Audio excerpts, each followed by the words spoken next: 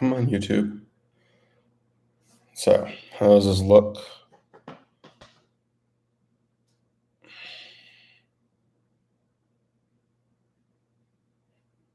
Honestly, not sure that's any better.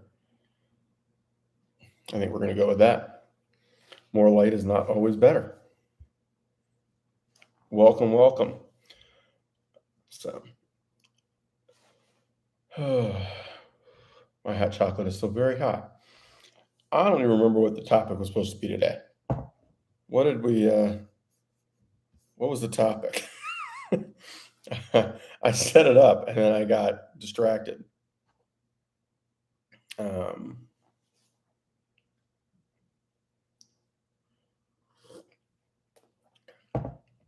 well, the other thing, I don't know if I put that as a topic, but the main thing I had for today was social media idiocy, censoring stuff, and how ridiculous some of it can be.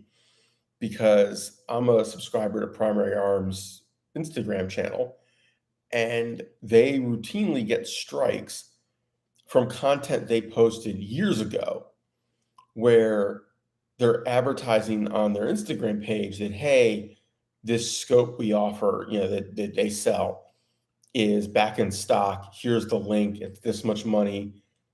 There you go. Like here's the link. And they're just promoting their own products. And these are not regulated products. This is just a standard, there'll be like a 2.5 to 10 standard scope, not night vision, not laser designators or anything with ITAR issues. This is just generic rifle scopes, right? And they'll get a strike that you can't appeal. And it's not even a recent post, like it's years and years and years ago. And it usually happens right after they do a live because somebody sees their live, says, oh, fuck those guys. They sell gun stuff. Let's go screw with them. And goes and reports old content. And Instagram's like, oh, sure, yeah, we'll give you a strike on that. Meanwhile, the strike is for doing something you're not supposed to be doing on Instagram. And what they're doing is perfectly okay by the rules. But there's no appeals process that works. And then even better, they recently got a strike for posting their strike. They posted a picture of the Instagram strike on Instagram and got a strike for that. And, I mean, what are you supposed to do? Like, really? And like YouTube this has to be a 29 round. It's a 29 round magazine from Lancer. And, PMags are 29 rounds because otherwise they don't meet the rules. Why? Because YouTube decided that, an industry norm is bad and they would make life difficult. And, it's like, come on, at least make your bias, your agenda less obvious, less obnoxious, at least be more subtle. Do it like the shadow bans and, things like that rather than, oh, you said something about somebody we like. We're going to just unsubscribe people from your channel. Really? Like, come on, really? And I had kind of thought I was too small for that, but definite trend. The live I did the other day where I was critical of Biden's gun commentary and idiocy. Oh yeah, I lost like 6 subscribers.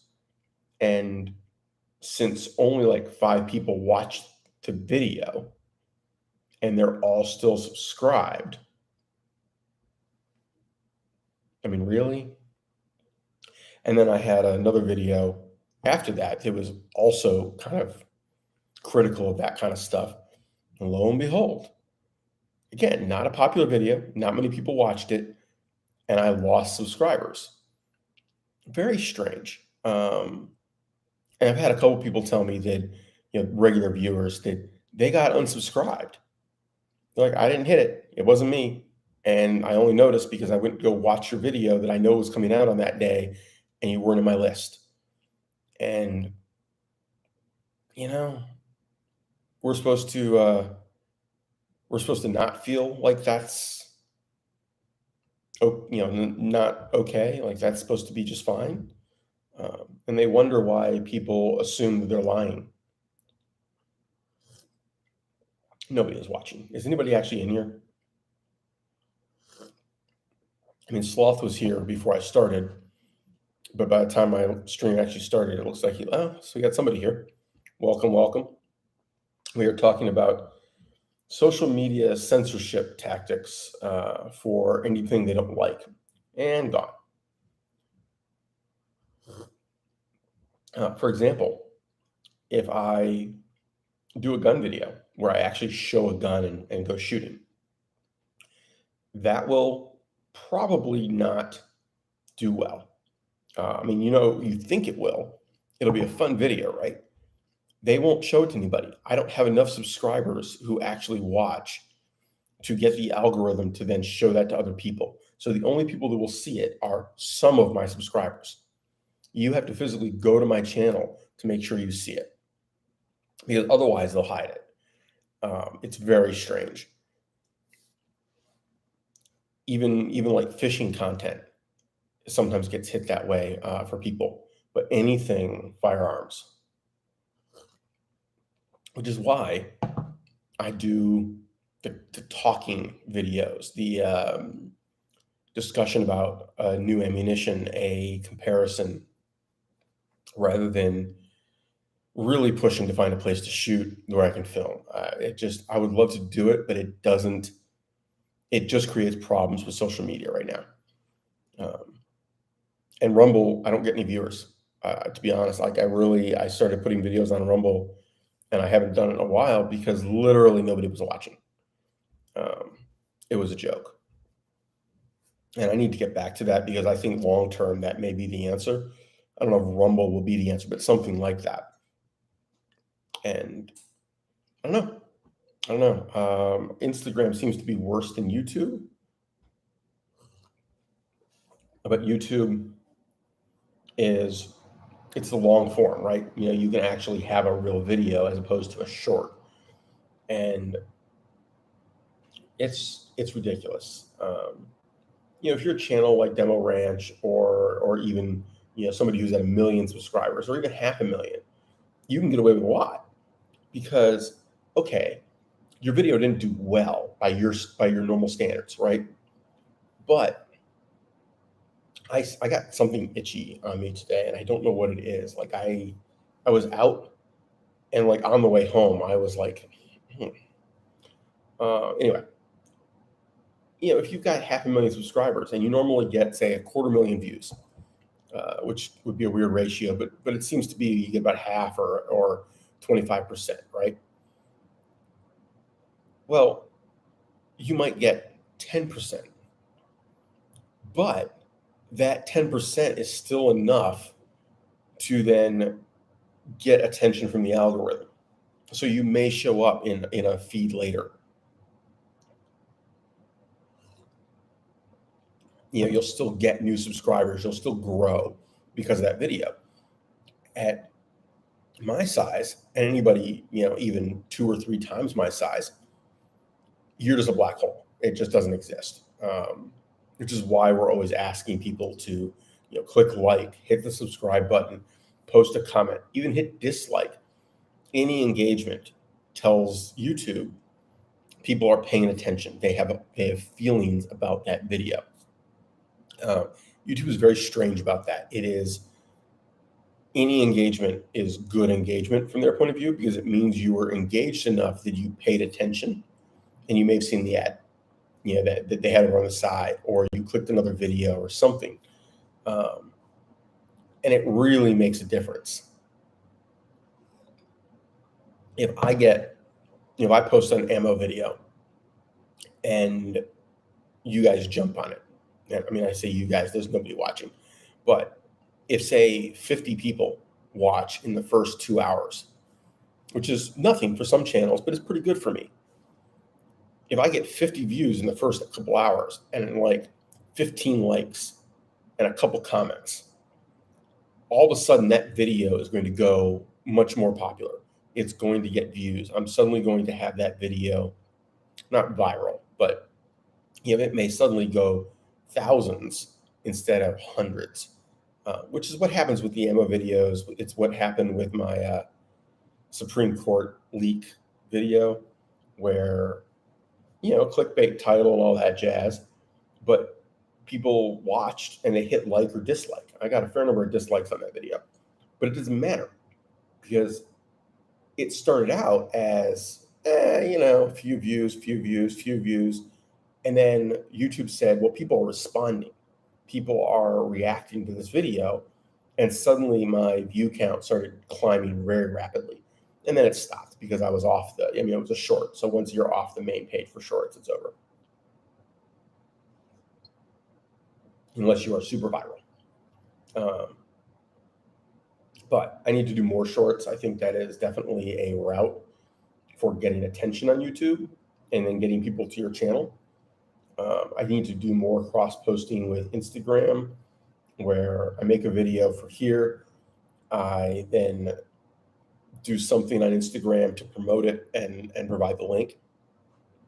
I don't know. I'm not a big Instagram user in general, but I need to take advantage of it more. I need to grow the channel.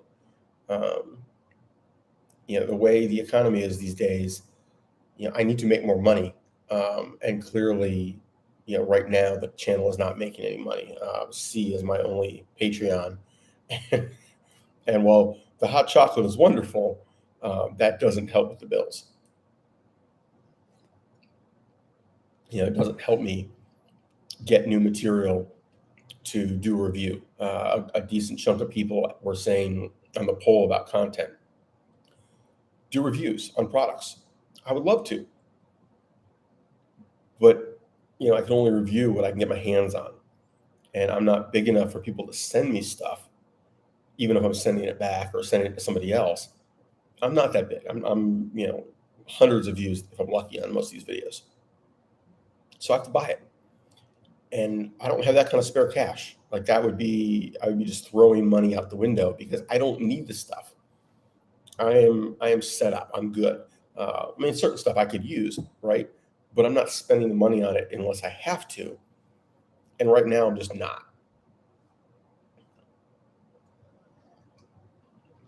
That said, a friend of mine did offer to let me do a review on their P365 and a T-Rex Arms holster. We may also do an interview with her. She is in the gun business and is a shooter. Obviously, she's got a 365 and that holster and some other stuff. And she is knowledgeable and gaining knowledge. Not just somebody who goes shooting because their boyfriend goes shooting or something. But she's had an interesting history with firearms, and it would be interesting to do an interview. There are a few complications with that, but we'll figure it out. And plus, somebody to look at other than my ugly mug, right? She's definitely easier on the eyes than I am. And since my audience is 99.7% male,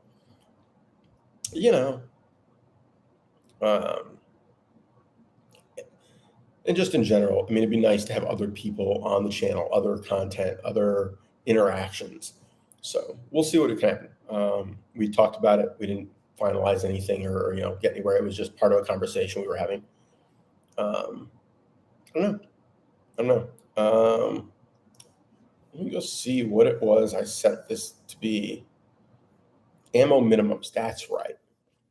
So we were talking about on the previous live and in another video, what should be your minimum amount of ammo for for shit hits the fan. And honestly, obviously this goes, what is shit hits the fan? Is it the current economic crisis? Is it the current ammo? I don't want to say shortage because there's really not a real shortage at this point, but it's expensive. Certain calibers are very hard to find. That kind of situation, or the shortage we had recently where you couldn't find a lot of stuff. And the answer really is, if you're talking shit hits the fan, like you're putting your gear on and you're headed out to salvage stuff and defend yourself from, roving gangs of lunatics. Not a whole lot. I mean, honestly, in my opinion, that scenario is the one that you need the least ammo for, because you're either going to win or lose that fight, right? You're not going to get into continuous extended gunfights, and if you win the fight, you get their ammo, or hopefully, if you escape, hopefully you didn't use a lot of ammo doing so. And let's face it, if you have that kind of scenario, there will be ammo around. There just will. There will be a lot of 5.56, 9 millimeter, 308. Uh, it's just a fact of life because people will win or lose. People will, bug out and leave the rest of their stash because they can only haul so much and things like that. And really, you're better off not getting in random gunfights. That's a quick way to be dead. I mean, if you're working with a large team, okay. But even then, the amount of rounds expended is not going to be massive. Now, long term, sure. But long term, can you ever have enough? So that's not the thing to plan for unless you're literally talking about stashing hundreds of thousands of rounds. So my thought is what you're really prepping for is the ammo shortage. You're prepping for the 1,000% tax on ammo. You're prepping for the California, you can't buy it online. You have to buy it in state with a background check every time and blah, blah, blah. You're prepping for that kind of silliness. And I use silliness lightly, but you get what I mean, right? You're prepping for that situation where you may need to go years and years and years with what you have with very little input. And to me, that is, well, figure out what you shoot in a year, multiply by however many years you can realistically plan for. It's my usual thought is 4. Okay, if you think 4 years, because that's a president change. Hopefully, if the things are that fucked, hopefully there's a new president in 4 years. And if things are really that screwed up, you're going to shoot less if you're smart. You're not going to go to the range and blow the same amount of ammo you would blow if you can easily replace it. This is just common sense. You'd shoot more 22. You would, do lower ammo count drills. You conserve what you have, so it goes longer. So if you plan for 4 years of your normal, do you have 6, 7, 8 before you really are out? And then have a minimum you set as like, okay, if I'm down to this, I'm not shooting. That's my absolute bare minimum. And to me, that absolute bare minimum is one basic load, whatever that is for you. For me, it's honestly just a few hundred rounds of 223 or 300 blackout, and then like 100 of 9 millimeter or 45, preferably both. It would be nice to have more than that. I'm not saying that's plenty. That's not what I'm saying. But I'm saying that I am getting up from this chair, putting on a backpack, a plate carrier, and a belt, and I'm walking away. And I can't take my car. My car is either disabled, no gas, or whatever. And that's it, because I can only carry so much. There's other things I would want to carry. So sure, if you're taking your vehicle, you would take more if you have it, but that's more. So the bare minimum would be what you could realistically carry along with everything else. And I think people vastly underestimate how much ammo it weighs. I am 45 years old. I am in okay shape. But if you ask me, do I want to carry another pound of ammo, or do I want to carry another pound of water or food or medical supplies, or spare socks, spare underwear, some antibiotics, some soap, there are other things I would like to carry after that amount of ammo rather than more ammo. and welcome. Somebody came in. If you have any comments, questions, things you want to add, anything you want to throw out as a topic, feel free.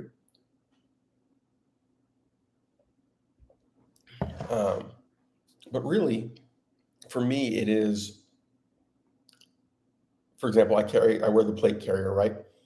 3 mags, a belt with usually 1 or 2 rifle mags, and then one in the rifle. So 90, 60, 30. And usually, honestly, the one in the rifle is a 20.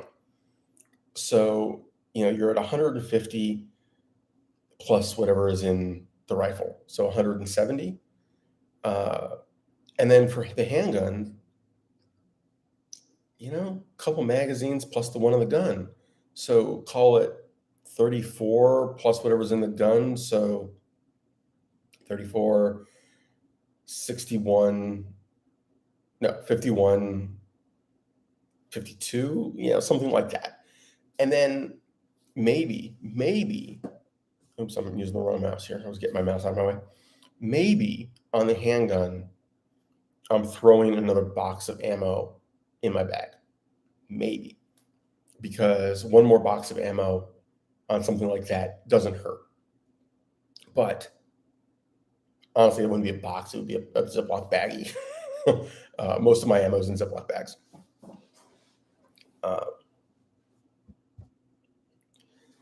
And beyond that, it's just extra weight. It's something that is low on my priority list. And to be fair, there's certainly situations where I would be like, you know what? The 3 on the plate carrier are done. We're taking them off. We're leaving them. We're going, low profile on the plate carrier. And if I've got a backpack, maybe they get shoved in the backpack. But this is a situation that is way lower likelihood than what we've encountered already. This is like the 3rd or 4th severe ammo shortage that I have been through. And I mean, there are people who had a couple before this. And before the ones I had. And those are way more likely. Clearly it happens regularly, right? So prepping for those gives you options for the oh shit one. So which one do you do first, right? Well, you're not prepping for the oh shit until you prep for the, oh, that was, every day of the week. Oh, I have a message. Or this is the person I'm possibly doing the interview with.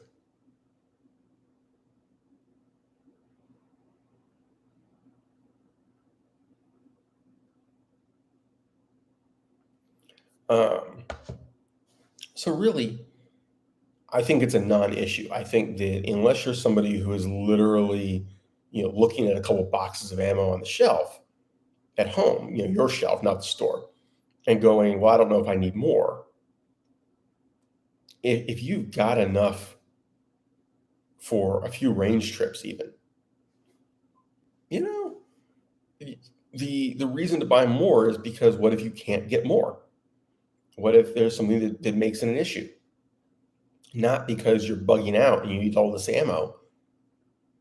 This isn't the movies. You're not going, this isn't a video game. You're not going to carry 500 rounds of ammo for 4 different kinds of guns and 6 guns and 5 different sets of clothes and, 3 different shovels and hammers. And no, the human inventory does not work that way.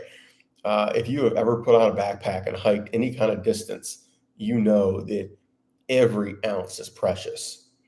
Every freaking ounce. The first mile you walk with 50 pounds on your back, you're really wishing it was 49, 48, 40, just keep cutting it down, right? And if you're not in a military situation where you're going to leave that and go into actual combat without that full load, and you're going to reduce your load most of the time, carry less. Because if you don't want to drop your backpack to get in the fight where you might not be able to get your backpack back. Your backpack needs to be light enough to fight in, right? And at some point, you need to plan for all I've got is what's on me. It's on my plate carrier, it's in a fanny pack, it's on my belt, it's in my cargo pockets, whatever it is. Whatever you can put there is all you've got. And the backpack, you may lose it. You may have to leave it. If you ever tried to really run in a backpack, which is also one of the reasons folks like Duran Thumb and various other folks have said, a more form-fitting, slim backpack for this kind of situation makes sense. You're not talking a major sustainment pack, a ruck. That's a whole different animal. That's a whole different thing.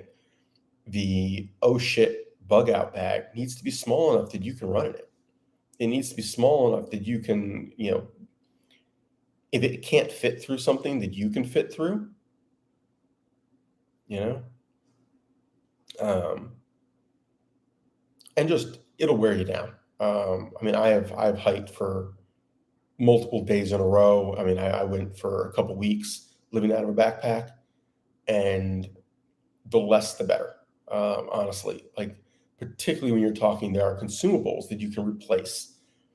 If you have enough food for a couple days and you only need enough for one day, adding more is just adding weight. Water. If you're in an area with plentiful water around, have enough for a day or two at the most, but then have filtration, have an easy ability to replenish that supply and do so regularly. Personally, I'm a real fan of the various systems that let you attach the filter to a bag, like a 1 liter or 2 liter bladder, and fill from another one, or fill from a water bottle, like a plastic water bottle, because it makes it easy. You can fill up something in wherever you can find water, and then attach the two and let gravity do the work and be feeding into your water.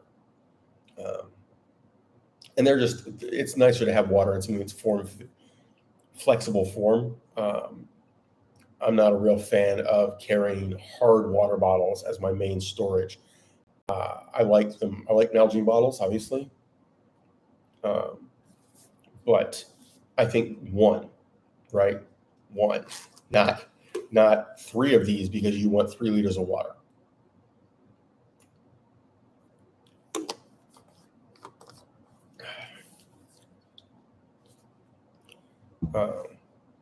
So yeah, the idea is sustainment. The idea is what can you get away with not having? And a whole lot of ammo, I think that's fantasy land and is silly, which doesn't mean you don't have it. You just don't necessarily have to carry it. Because let's face it, a lot of people, their plan is not to bug out, or their plan is to bug out by vehicle to another location that they're already, kind of set up at or know about. In that case, however much you can fit. Can you make multiple trips? How bad is, whatever the situation is, right? So it's not about not having it. It's just about realistic expectations in different scenarios. And I look at it the same way with food. It is better to have a full pantry and leave 99% of it there when you leave than to not have the full pantry and have to leave. Because there are a lot of scenarios where, and we're not talking like Armageddon kind of scenarios, we're literally talking natural disasters or even man-made disasters, chemical fires, chemical incidents, things like that, where if you can stay inside, if you can bug in for a week, you're okay. But if you have to leave, you can't come back, at least not for the foreseeable future. Well, if you've only got food for 2 days, well, see ya, right? If you've got food for 2 weeks and a way to cook and deal with life without outside services, Great. When that hurricane came through and trashed everything in the area, you're okay. You can stay. If there is a chemical leak that is causing problems, and as long as you stay inside, it's okay. But you don't want to go outside. The stores are closed. There's no supplies coming in, and it's going to take them 3 days to get it under control and start decontaminating the area. But as long as you stay indoors, you're okay. Again, you know, um, and obviously in that scenario, you probably have airborne issues. But say it's not directly in your area; it's over that way, say, and you're not worried about it coming in. You can have the window cracked for air, like whatever, but you can't go anywhere. They basically quarantined the area. Well, same thing.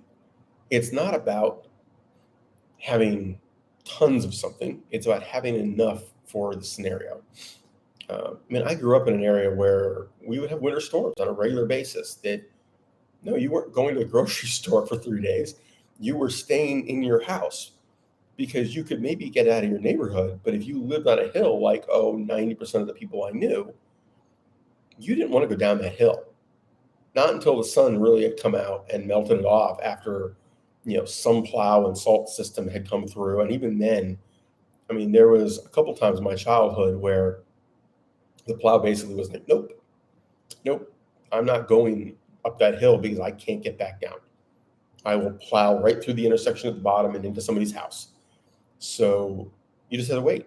People would literally be out in the street clearing a section of street with their snowblower, with their shovels. And over a couple of days, it would be clear enough that you could walk. People would get on ATVs, they'd get on snowmobiles and go get food. And well, most people in the area understood. They were prepared. They were ready to go, okay, it's winter. We've got a few days worth of food. We're going to be fine. But the people who didn't, well, sucked, right? You're eating rice and crackers, and you don't have any flavoring for it because you ran out of soy sauce and other stuff. So yeah. Um, and it's the same thing, ammo, guns, first aid supplies. You don't need a ton. You need to get through whatever the likely situation is, and then a little cushion. That is a very loud truck. Oh no, it's a trailer. It was this like rattling mechanically noise as the truck came by, and I couldn't see behind it, and then the trailer came into view. So yeah, nobody's got in. We've had 2, 3, 4, 5 people in here, because otherwise I'm probably calling it. I've got stuff to do tonight, and if nobody is actually, giving a shit, I might as well call it. I can stay otherwise. If people want to talk about something, that's fine. But like, I've done this topic to death now. Hey, yeah, yeah. The power's the biggie, because like in a couple days you can get around even if it's not easy.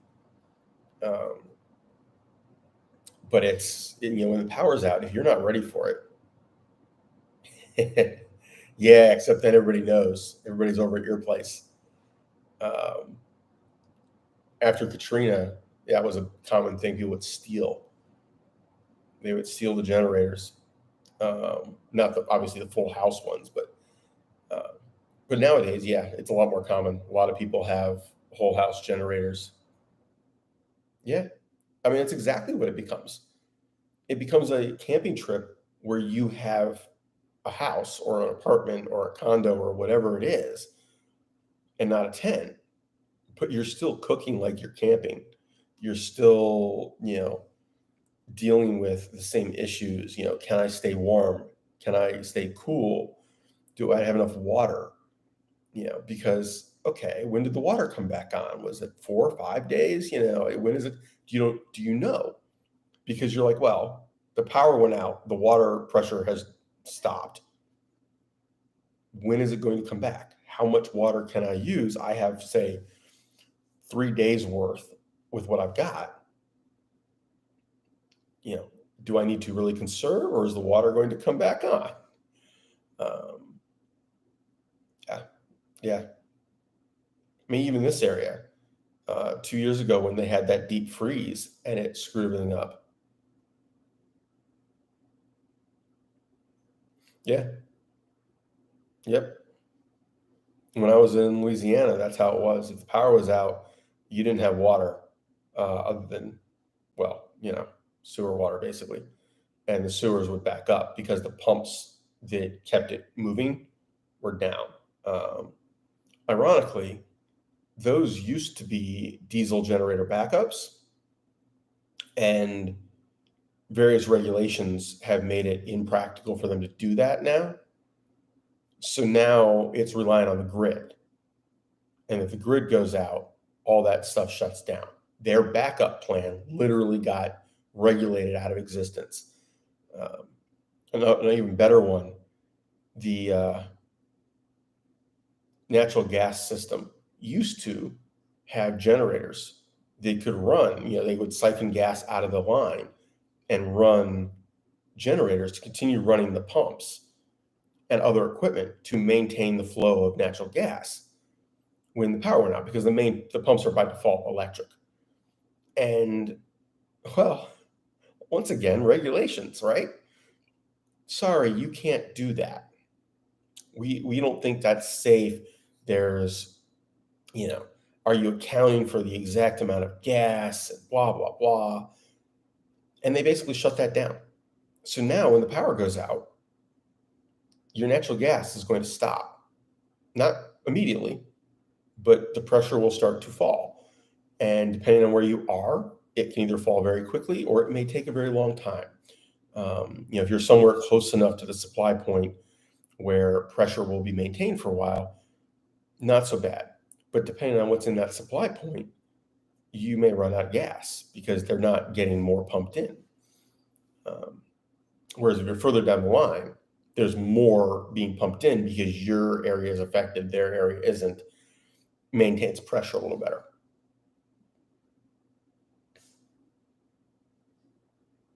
Eh, just go lift the manhole and crap right down the manhole.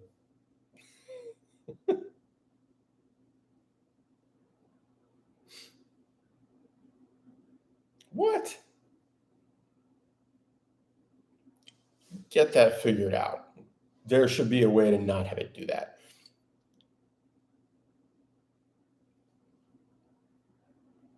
Most of those systems don't need much electricity. Um, they require it for like exhaust fans and things, but they don't use much. So if you can get them any power to continue running those systems, it should all still work.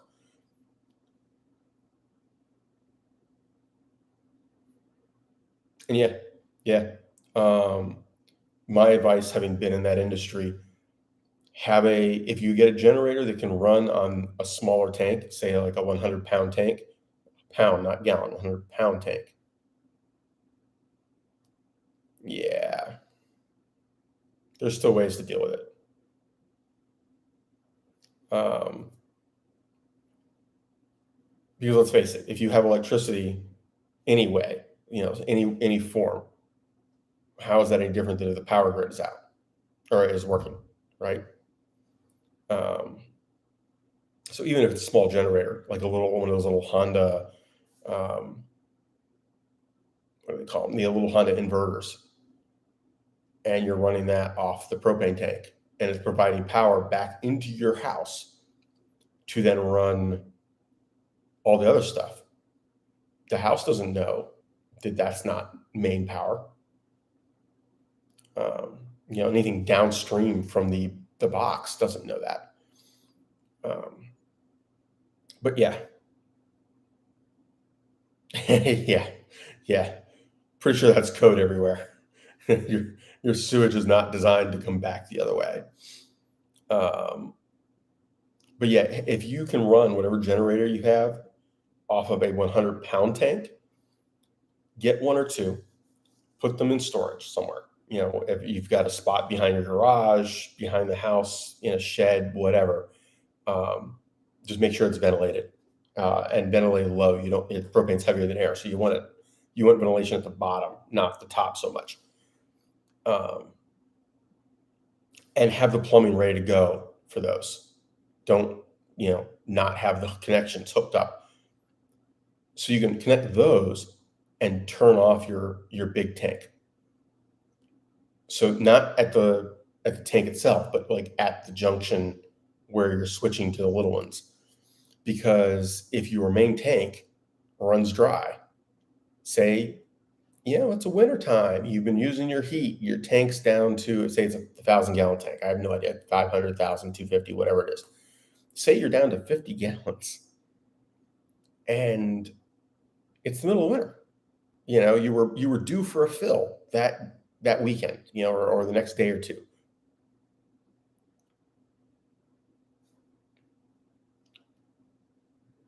Yeah. Just got to be careful with propane in running indoors, because if it goes wrong, it generates carbon monoxide. When it's working fine, it's safe. But if it has issues, it generates carbon monoxide. Um, so it's usually better to leave the generator outside and leave the propane outside. Because if they don't burn clean, you get carbon monoxide buildup. Um, just run a wire.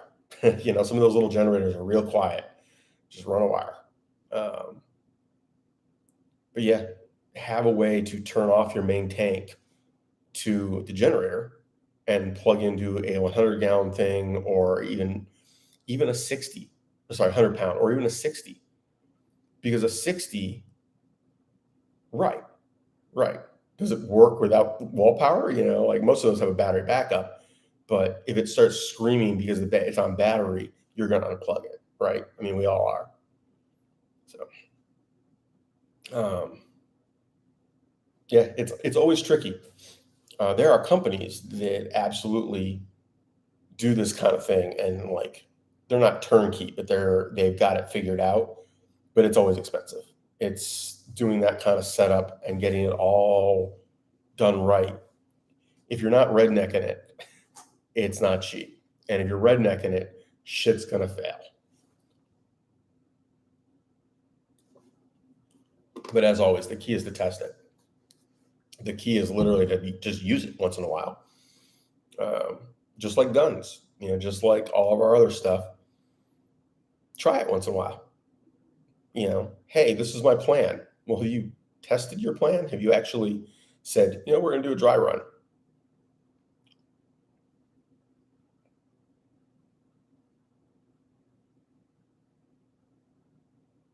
Oh, no, it absolutely can, but you can put it out there in an enclosed environment somehow, and you're only running it when you need to, because it wouldn't be something you would leave running. Um, it would be something you ran, get the house warmed up a little bit, get some hot water, cut it off, bring it back in. But that's also the nice thing about the little Hondas or their equivalents from other companies. They are stupid quiet. If it is behind your house in like a dog shed kind of thing, a doghouse kind of thing with insulation, and there's just some ventilation, you can't hear them from 20 feet away. Yeah. Yeah. I mean, those are big Kohler units and General Electric and Westinghouse, and yeah, Briggs and Stratton makes a couple like that. Um, we used to do Kohler installs for those. Big. I mean, it basically was a container. It was a 20-foot container normally, and designed to be transported that way and lifted that way and put in place that way. You'd pour a pad or do sufficiently deep gravel and put it in place, run plumbing to it, run electrical conduit, and when it detected a fluctuation in power, it would go live. And the really good ones have batteries in them, so when they detect a fluctuation in the power, they're already making up the difference before they start.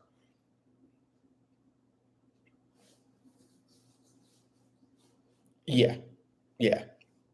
They're always a tricky thing. And I'll be honest, pure hydrogen is not the safest thing in the world. It's a very high pressure gas. It's not. I'm not worried about the fire, although that's always a factor. Um, it's a very high pressure gas. So if you screw something up in the plumbing, shit can go wrong very fast. You know, if it's a hurricane, for example, and a little tree limb hits some of the piping, it's not good because you're not talking like 2,000 psi. You're talking like 6,000. And the plumbing is appropriately scaled in terms of strength. We all know how hurricanes go, right? I mean, it'll put a twig through your wall. Yeah, it's not the hydrogen, it's the pressure. It could be high pressure nitrogen for all I care. Because honestly, high pressure hydrogen, when it leaves the tank, it's going up. It's the 2 inches before it starts dissipating in the air that I'm worried about. Because if you nick the pipe, if you kink the pipe, it's going to fail. And now it's hitting something else at high pressure. Hopefully, whatever straps or system you have holding the tank in don't fail because it's going to be trying to go somewhere. The pictures of compressed gas cylinders going through cinder block walls are not fake. They will absolutely launch themselves like torpedoes. We did a couple of data centers. We did a bunch of hospitals. It was a thing. We were getting into it more and more.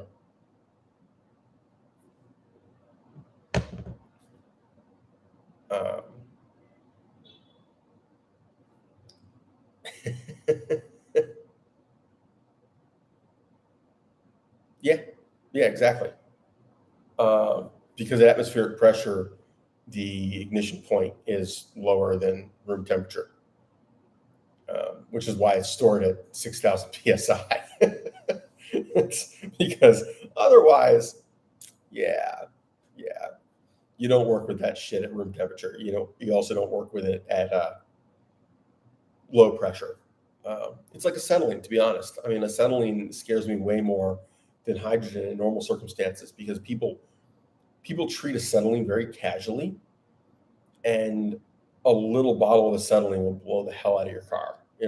Turn your house into a little matchbox.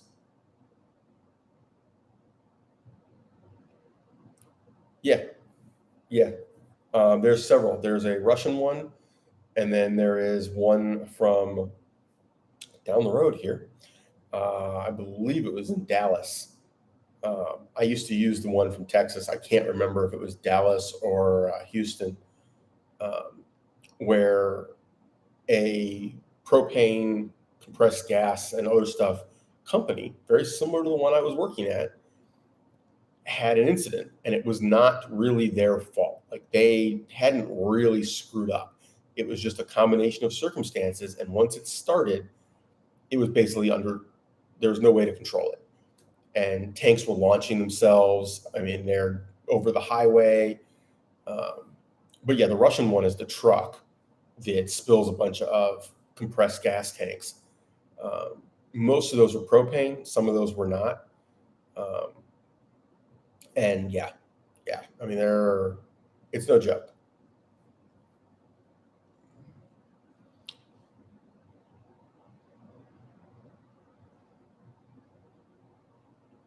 Well, right. No, it doesn't matter. The flame is irrelevant. In fact, propane usually won't ignite. Liquid propane is not easy to burn. So if you rupture a propane tank, even if there's a fire next to it, you very often don't get flames from the tank. You get liquid propane spraying out, launching the tank one way, and you maybe get a little fire as the propane expands and goes gaseous, but it's liquid, and it launches things. It's not super high pressure, but it's more than enough to launch a tank. If they're oxygen or nitrogen, I mean, that's high pressure. That's going to send it flying. CO2 is always entertaining because you get a giant cloud. Nitrogen, you tend to get a cloud, but not as much as CO2.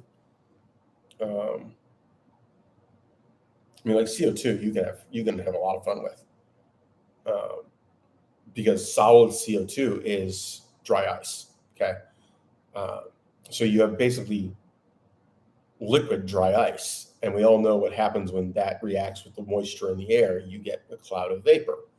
Um, Looks like smoke. Well, I mean, the liquid is already halfway to turning to gas. It reacts more quickly, it spreads more quickly, and you get big clouds. It was always extremely entertaining when the guys would vent CO2 at the loading dock. You know, they'd come back with a three-quarters empty tank, and they'd get put in a pile, a set of areas in the warehouse, and then they get brought over to the edge of the warehouse at our loading dock, lined up, hooked in place so they didn't move, and the valves cracked and then slowly opened a little more until they were venting and be giant clouds. I mean, it looked like our place was burned, hiccups, burned into the ground. Oh yeah, yeah. And I mean, depending on the gas, if it hits a concrete barrier head on, it'll go through. Um, but those concrete Jersey barriers are pretty damn tough. They've got a lot of rebar in them. Yeah. I mean, but I haven't personally seen one live go through a wall. I have seen one crack a wall. It didn't have any room to run up. It fell and was only a couple inches away and smacked. But yeah, and that was a double thick cinder block wall. So yeah, yeah.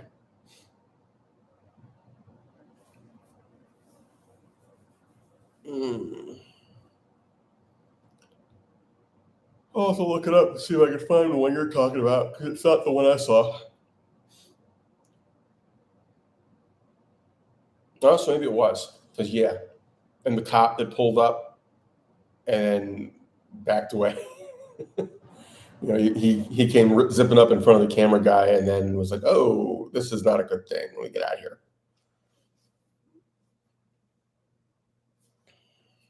But yeah, Russia's always good for crazy videos.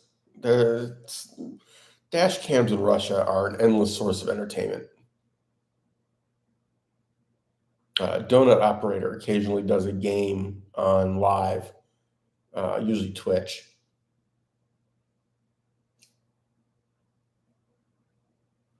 Right. Well, I mean, the first option for anybody really should be bug in. Yeah, you're only bugging out if you can A, do it before things get so bad that that's more dangerous, and have somebody better, somewhere better to go.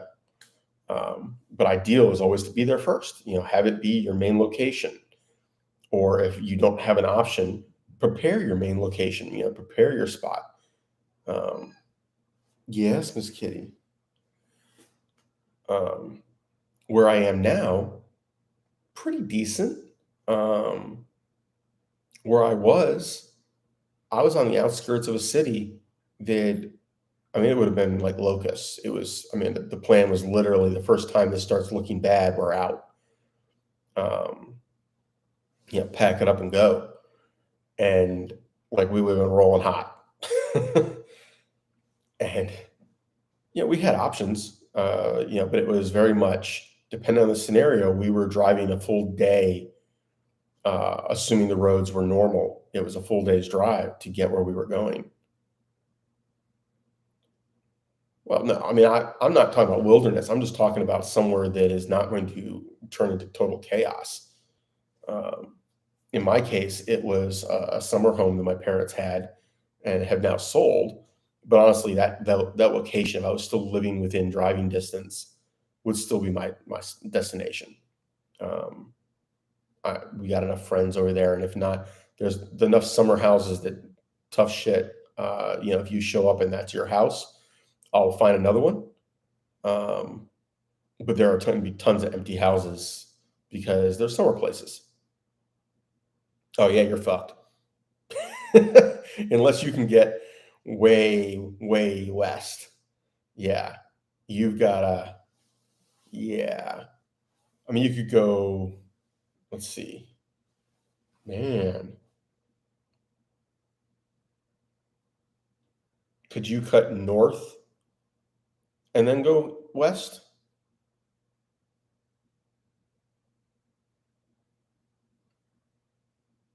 Yeah, there's back roads. There's a number of roads back there that like old highways that are still active. I've used them a couple times to get through. Um, you just got to know them because now, yeah, yeah. The key is you don't wait till it's already fucked. You'd have to leave when people were still deciding if they were leaving. So in your case, if you're primary bug in, you'd have to wait until it was already over, until the initial bug out was already done, and then you'd be traveling. Mm.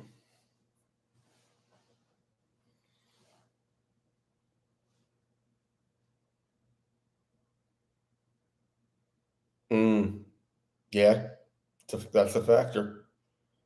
That is a factor. That's a that's what I was like in Louisiana. You couldn't get out of the neighborhood without going through like 2 feet of water. I never understood why they didn't plan that better when they built that neighborhood. It was a modern neighborhood. The second neighborhood I lived in Louisiana was an old neighborhood and obviously had its own issues. But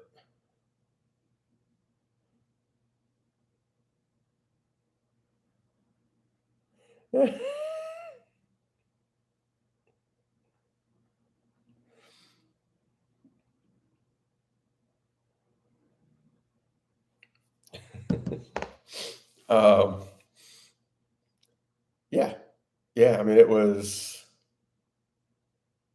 yeah, yeah, because the water saturates the ground, and then any kind of wind, if they're already leaning, boom.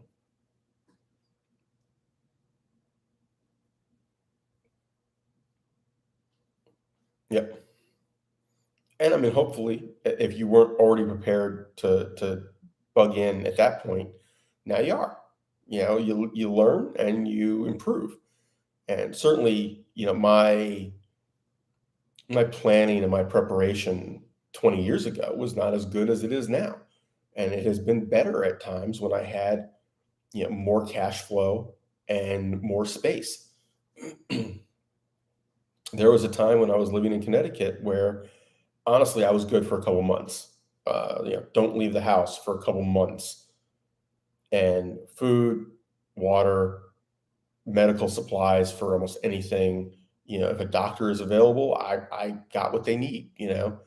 Um, ability to keep warm, ability to cool off to some extent. Um,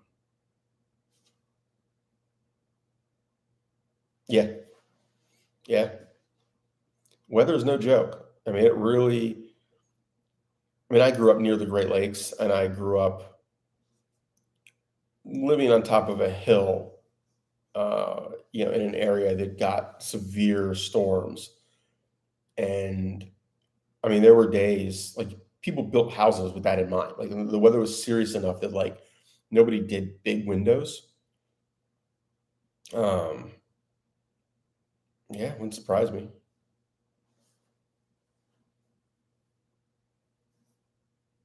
Yeah, they've got pumps, but if the power goes out, right? you know, they don't plan these things. It's government is horrible at this kind of stuff. Like they made a plan, and then somebody goes, "Well, this extra part is really expensive. We don't want to do that." And that was the part that keeps it running in a disaster, or the part that makes it not as big a disaster. And they're like, "Well, we don't need that." What are the odds? Well, 1 in 100. Right. It's a public thing. It's going to be around in 100 years. Oh, whoops.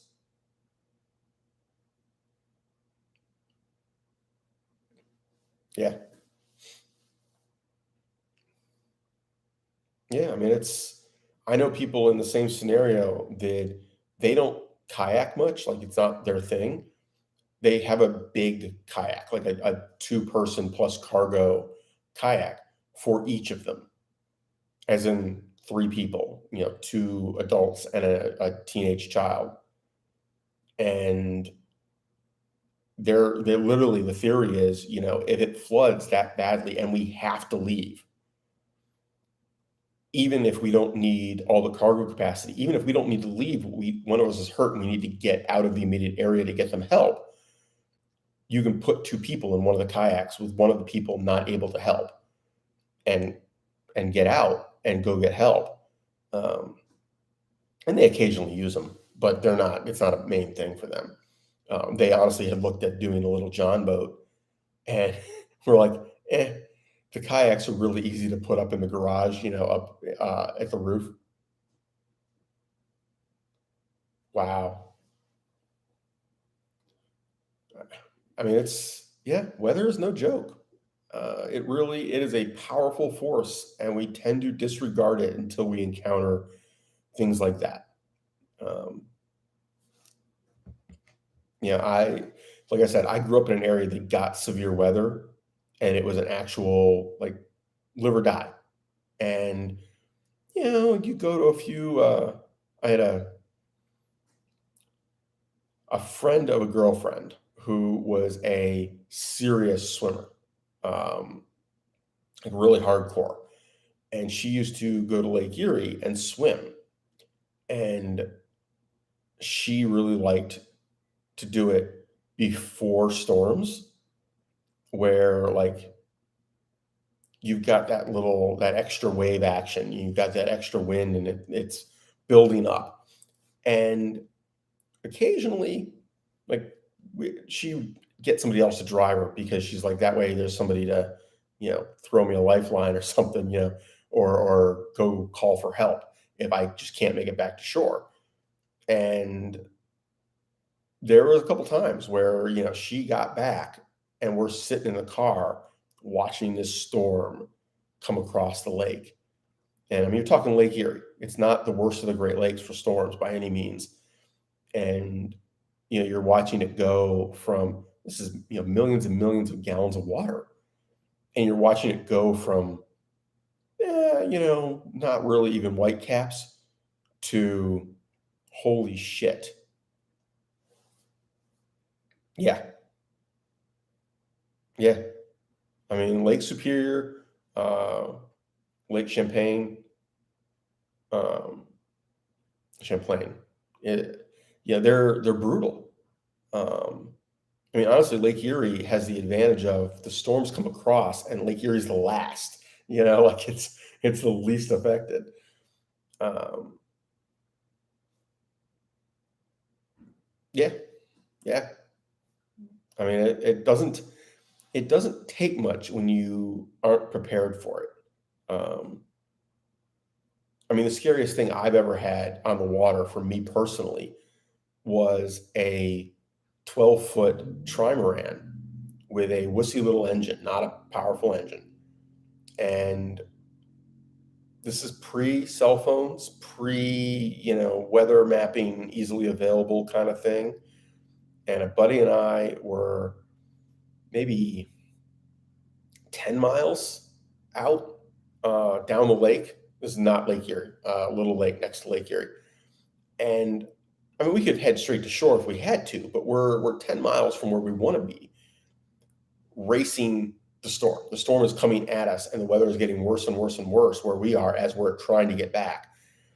And we were literally playing the game of, if we stay further out, the water's deeper and the actual wave action is lower. If we head in closer to shore, where if something goes wrong, we're closer to shore, the wave action is worse, because it's the bottom of the lake is coming up, and that particular lake drops off pretty fast. You go from like at the shoreline, it goes out pretty casually for about 50 yards and then basically drops. And we have been fishing. We had been, we were out there basically cruising along that ledge fishing, and we were like, do we get on the other side of that ledge, or do we stay out more toward the middle? And every time we tried to cut in, we were losing ground against the weather worse than we were already doing. And now you're sideways to it a little bit because it was directly behind us. And we literally made the decision that we're just going to have to go with it. We just kept cruising down the lake, and the lake arced a little bit. And our hope was that if we could get behind the curve of the lake, it would ease off. And that was about the point where we had to get closer to shore. And I mean, we just, at some point, we were like, we may have to just point into it and crab across into shore, point it into the storm, and then just either tie the boat to a dock, if we can, or just, you know, drop the anchor, throw a line around a dock pole, and hope the boat survives. It was a piece of shit little boat, but it was what he had. We were late teens, and we made it. But I mean, if we had decided to run in 5 minutes later, we wouldn't have made it.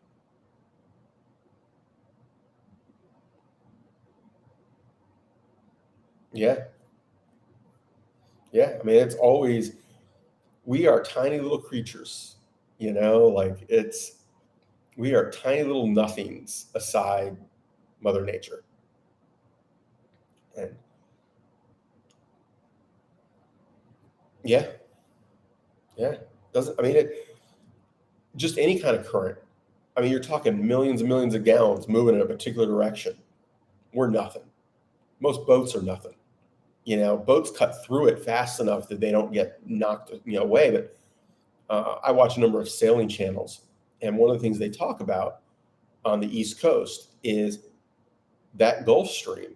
There is a couple different currents involved along the shore, and some of them run counter to the Gulf Stream.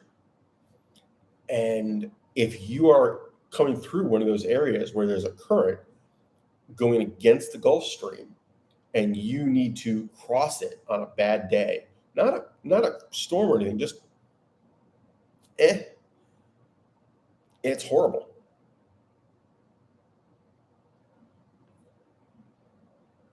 Right, right. I mean, it's if you can swim 2 miles an hour and the water's moved 4 or 5, unless you're going with it, you're going with it. Like all you can do is just slow it down and crab across and get out of it. But yeah, depending on what the water's doing, I mean, like you said, you're miles down from where you wanted to be before you get out of it, and you're exhausted. Really. Yeah.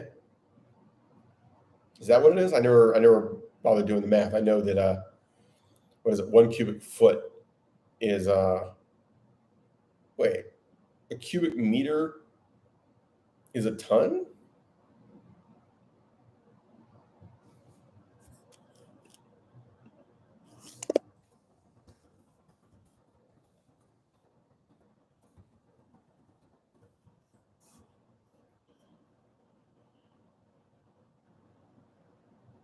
Yeah. Yeah, duh. I mean, you're right. You're obvious. Once once I'm looking at it, I was like, oh yeah, that's literally like the definition. um, so yeah,